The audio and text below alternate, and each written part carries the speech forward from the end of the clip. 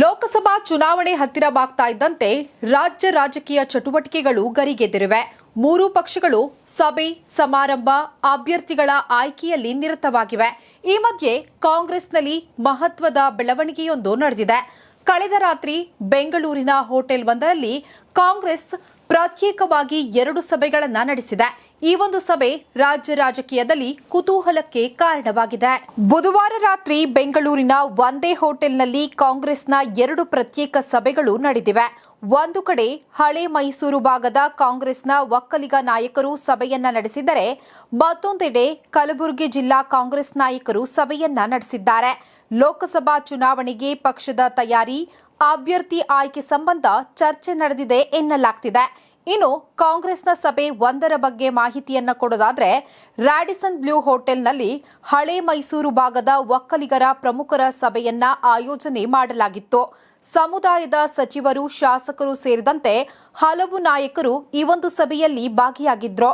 ಸಭೆಗೆ CM Siddaramaiah, DCM D K Shivakumar ಸಹ ಆಗಮಿಸಿ ಹಳೆ ಮೈಸೂರು ಭಾಗದಲ್ಲಿ ಹೆಚ್ಚು ಸೀಟ್ ಗೆಲ್ಲುವ ಬಗ್ಗೆ ಚರ್ಚೆ ನಡೆಸಿದ್ದಾರೆ ಅಂತ ಮಾಹಿತಿ ಲಭ್ಯವಾಗಿದೆ. ಇನ್ನು ಕಾಂಗ್ರೆಸ್ನ 2ನೇ ಸಭೆ ಬಗ್ಗೆ ಮಾಹಿತಿಯನ್ನ ಕೊಡೋದಾದ್ರೆ, ಇದೇ ಹೋಟೆಲ್ನ ಇನ್ನೊಂದು ಕಡೆ ಸಚಿವರಾಗಿರುವಂತಹ ಪ್ರಿಯಾಂಕಾ ಖರ್ಗೆ, ಶರಣ್ ಪ್ರಕಾಶ್ ಪಾಟೀಲ್ ನೇತೃತ್ವದಲ್ಲಿ ಸಭೆ ನಡೆದಿದೆ. ಈ ಬಾರಿ ಲೋಕಸಭಾ ಚುನಾವಣೆಗೆ ಎಐಸಿಸಿ ಅಧ್ಯಕ್ಷ ಮಲ್ಲಿಕಾರ್ಜುನ್ ಖರ್ಗೆ ಅವರನ್ನ ಅಭ್ಯರ್ಥಿ ಮಾಡಬೇಕಾ ಅಥವಾ ಬೇರೆಯವರಿಗೆ ಟಿಕೆಟ್ ನೀಡಬೇಕಾ ಎಂಬುದು ಚರ್ಚೆಯಾಗಿದೆಯಂತೆ.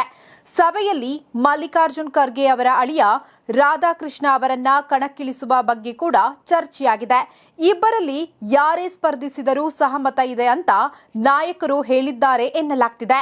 ಅಂತಿಮವಾಗಿ ಮಲ್ಲಿಕಾರ್ಜುನ್ ಖರ್ಗೆ ಅವರ ತೀರ್ಮಾನಕ್ಕೆ ಬದ್ಧ ಎಂಬ ಅಭಿಪ್ರಾಯ ಸಭೆಯಲ್ಲಿ ವ್ಯಕ್ತವಾಗಿದೆ ಎಂದು ತಿಳಿದು ಬಂದಿದೆ. ಇತ್ತ ಕಾಂಗ್ರೆಸ್ ತಂತ್ರಗಳನ್ನ ಹೆಣಿತಾ ಇದ್ರೆ, ಆತ ಮಾಜಿ ಸಿಎಂ ಎಚ್ಡಿಕೆ ದೆಹಲಿಗೆ ತೆರಳಿದ್ದಾರೆ. ಅಮಿತ್ ಶಾ ಭೇಟಿ ಮಾಡಿದ್ದಾರೆ. ಇದು ಕುತೂಹಲಕ್ಕೆ ಕಾರಣವಾಗಿದೆ. ಇತ್ತ ಸಂಜೆ 7 ಗಂಟೆಗೆ ಬೆಂಗಳೂರಿನ ಖಾಸಗಿ ಹೋಟೆಲ್ನಲ್ಲಿ ಬಿಜೆಪಿ ಶಾಸಕಾಂಗ ಪಕ್ಷದ ಸಭೆಯನ್ನ ಕರೆದಿದೆ. ರಾಜ್ಯಸಭಾ ಚುನಾವಣೆಗೆ ಎನ್ಡಿಎ ಅಭ್ಯರ್ಥಿಯಾದ ಕುಪೇಂದ್ರ ರೆಡ್ಡಿ ಗೆಲ್ಲಿಸಿಕೊಳ್ಳುವ ಬಗ್ಗೆ ಏನೆಲ್ಲ ಮಾಡಬೇಕು ಎಂಬ ಚರ್ಚೆ ನಡೆಯಲಿದೆ ಎಂದು ಮೂಲಗಳು ಮಾಹಿತಿಯನ್ನ ನೀಡಿವೆ. ಇನ್ನು ದೋಸ್ತಿಗಳ ತಂತ್ರವನ್ನ ಕಾದು ನೋಡ್ತಿರುವ ಸಿಎಂ ಸಿದ್ದರಾಮಯ್ಯ ಹಾಗೂ ಡಿಸಿಎಂ ಡಿಕೆ ಶಿವಕುಮಾರ್ ರೆಸಾರ್ಟ್ ವಾಸ್ತವ್ಯದ ಬಗ್ಗೆ ಇಂದು ತೀರ್ಮಾನ ಕೈಗೊಳ್ಳಲಿದ್ದಾರೆ.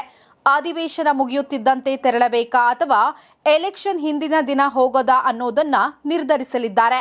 ಒಟ್ನಲ್ಲಿ ಲೋಕಸಭೆಗೂ ಮುನ್ನ ರಾಜ್ಯಸಭಾ ಎಲೆಕ್ಷನ್ಗೆ ರಾಜಕೀಯ ಚಟುವಟಿಕೆಗಳು ರಾಜ್ಯದಲ್ಲಿ ಗರಿಗೆದರಿದ್ದು ಕುತೂಹಲವನ್ನ ಹುಟ್ಟುಹಾಕಿದೆ.